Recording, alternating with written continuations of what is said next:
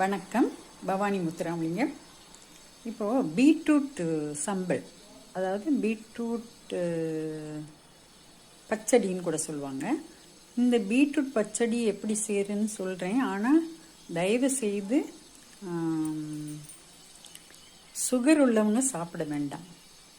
ஆனால் குழந்தைகள், பெரியவங்க எல்லாருக்குமே சுகர் இல்லாதவங்களுக்கு ரொம்ப அருமையான டிஷ். புது ரத்தமாக ஊறும். சொல்கிறேன். ஒரு பீட்ரூட்டை தோலை சீவிட்டு நல்லா சீச்சிருங்க. சீவி விட்டுருங்க, வெட்டக்கூடாது. சீவி விட்டுட்டு அதில் சின்ன வெங்காயம் அல்லது பெரிய வெங்காயம் சின்ன வெங்காயம் போடுங்க. சின்ன வெங்காயம் இல்லாதவங்க பெரியவங்க ஒரு வெங்காயத்தை போட்டுருங்க. பொடியை நறுக்கி அதில் போட்டுருங்க. அதே மாதிரி தக்காளி பழத்தையும் பொடியை நறுக்கி அதில் போட்டுருங்க. உப்பு கொஞ்சம் போட்டுருங்க. மிளகுத்தூள், அவ்வளோதான். எல்லாத்தையும் போட்டு நல்லா பெசறிட்டு எலுமிச்சம்பழம் போட்டுருங்க. அதில் எலுமிச்சம்பழம் போட்டிங்கன்னா ஈவினிங் டிஃபன் மாதிரியும் சாப்பிட்டுக்கலாம்.